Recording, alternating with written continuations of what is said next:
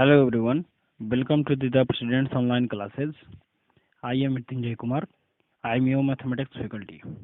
आज हम लोग इस लेक्चर में फ्रैक्शन का कुछ आगे हम लोग सीखेंगे। जैसे हम लोग पिछले लेक्चर में टाइप्स ऑफ फ्रैक्शन सीख चुके थे। कौन कौन सा टाइप्स था? प्रॉपर फ्रैक्शन, इम्प्रॉपर ये था, और एक था मिक्स्ड फ्रैक्शन। ये तीन टाइप्स थे फ्रैक्शंस का। प्रॉपर फ्रैक्शन क्या था? जिसका नंबरेटर लेस देन डेनोमिनेटर था। Improper numerator greater than denominator. ये नंबरेटर ये क्या था? Combination of whole number plus proper fraction. उसे हम क्या बोलते थे? Mixed fraction. तो ये तीन टाइप्स थे फ्रैक्शन का, जो कि हम लोगों ने पिछले लेक्चर में कंप्लीट किया था। इस लेक्चर में हम लोग सीखेंगे इक्विवेलेंट फ्रैक्शन क्या होता है, और किसी भी फ्रैक्शन का इक्विवेलेंट कैसे लिखते हैं वो हम लोग सीखेंगे।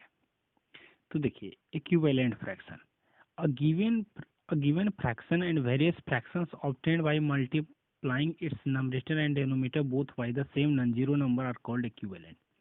मींस फ्रैक्शन ऐसा फ्रैक्शन दो अलग अलग देखने में तो अलग अलग लगेगा, लेकिन वैल्यू दोनों का क्या होगा? सेम।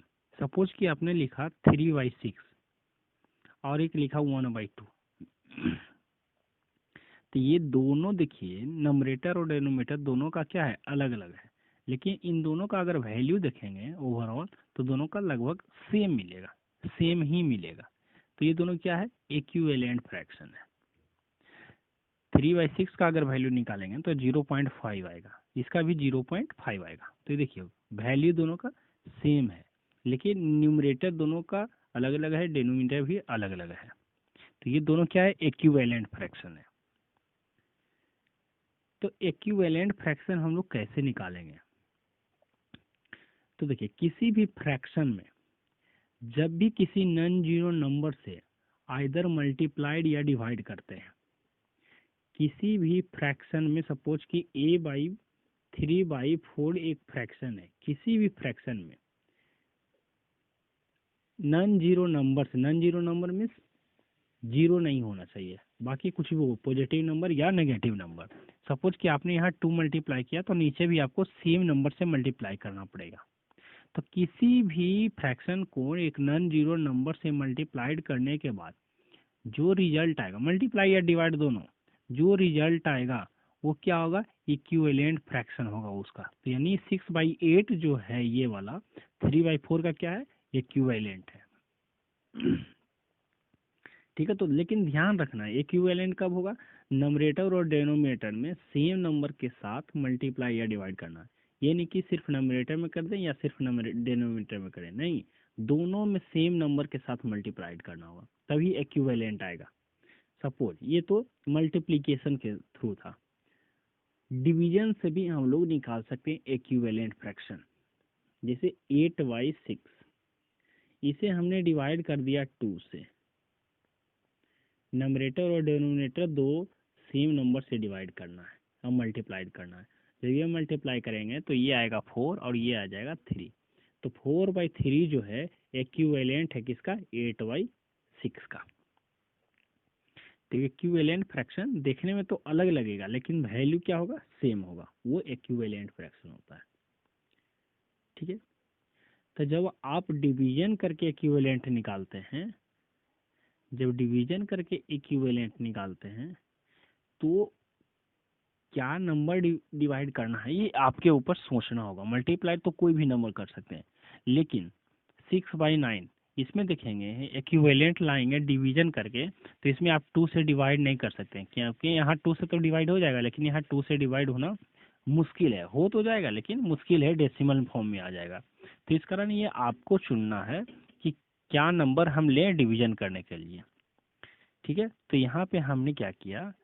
3 से डिवाइड कर दिया, क्योंकि 6 जो है 3 से भी डिवाइड हो जाएगा, 9 भी 3 से डिवाइड हो जाएगा। तो दोनों सेम नंबर से डिवाइड करना है। तो ये आ जाएगा 2 और ये आ जाएगा 3। तो 2/3 जो होगा इक्विवेलेंट होगा 6/9 का। ठीक। आई होप कि ये समझ में आ गया हुआ है। तो ये है इक्विवेलेंट फ्रैक्शन। तो आपको क्वेश्चन में एक फ्रैक्शन दिया रहेगा और लिखा रहेगा कि आप इसे 5 इक्विवेलेंट इसका निकालिए। तो आप या तो यूज कीजिए डिवीजन या तो मल्टीप्लिकेशन। इजी है, मल्टीप्लिकेशन यूज कीजिए। सपोज 2/3 दिया हुआ है और लिखा है कि 5 इक्विवेलेंट इसका निकालिए। तो सबसे पहले 2 से मल्टीप्लाई कर दीजिए। 1 से मल्टीप्लाई करेंगे तो सेम रह जाएगा फ्रैक्शन। तो सबसे पहले 2 से मल्टीप्लाई कीजिए तो हो जाएगा 4/6, पहला आ गया। फिर इसको 3 से मल्टीप्लाई कर दीजिए ऊपर नीचे तो आ जाएगा 6/9, ये दूसरा हो गया। फिर 4 से, फिर 5 से, फिर 6 से मल्टीप्लाई करते रहिए, जितना पूछेगा उतना मल्टीप्लाई करके इक्विवेलेंट लिख दीजिए। तो ये लिखने का तरीका है। नेक्स्ट है लाइक एंड अनलाइक फ्रैक्शंस। ये बहुत ही इंपॉर्टेंट है, कंपैरिजन जब आप करेंगे फ्रैक्शंस का तब उसके लिए बहुत ही इंपॉर्टेंट है। फिर असेंडिंग और डिसेंडिंग ऑर्डर में लिखने के लिए भी ये बहुत ही इंपॉर्टेंट है, बहुत ज़्यादा इंपॉर्टेंट है। इस कारण इसे समझना बहुत ज़रूरी है। Like and unlike fraction. तो देखिए लाइक फ्रैक्शन क्या होता है? ऐसा फ्रैक्शन मतलब मोर देन वन फ्रैक्शन जिसका सारे फ्रैक्शंस का डेनोमिनेटर क्या हो, सेम हो। Fractions having the same denominators are called like fraction. मतलब बहुत सारा फ्रैक्शन जिसका डेनोमिनेटर सबका सेम होगा तो उसे हम बोलेंगे लाइक फ्रैक्शन। जैसे एग्जाम्पल के लिए हम लिखें 2/5, 6/5, 9/5, 8/5। ये अगर हम लिखें तो देखिए यहाँ नंबरेटर सबका अलग अलग है फ्रैक्शंस का, लेकिन डेनोमिनेटर सबका लगभग क्या है, सेम है, 5 है। तो इस कारण जो भी फ्रैक्शन जिसका डेनोमिनेटर सेम होगा उसे हम बोलेंगे लाइक फ्रैक्शन बोलेंगे। ठीक है, तो ये हुआ लाइक फ्रैक्शंस। यहाँ एक चीज और ध्यान देना है, बहुत ही ट्रिकी भी हो सकता है ये लाइक और अनलाइक वाला। जैसे कि ये लिखा 2/5, ये लिखा 6/15, ये लिखा 8/20। तो आपको बताना है क्या ये लाइक फ्रैक्शन है ये सब? हाँ है, क्योंकि जब आप देखेंगे ध्यान से तो 2/5 का ही 6/15 जो है इक्विवेलेंट है। 8/20 भी जो है 2/5 का ही इक्विवेलेंट है। तो जब आप इसको सोल्व करेंगे तो ये सब का सब क्या हो जाएगा, सेम फ्रैक्शन आ जाएगा। तो ये लाइक हो सकता है। तो लाइक के लिए सिर्फ डेनोमिनेटर देखना है, अगर डेनोमिनेटर सेम है तो वो लाइक फ्रैक्शन होगा। ठीक है, यहाँ एग्जांपल देखिए लिया है 2/15, 8/15, 17/15 are like fractions. The group of fractions having the same denominator as 15।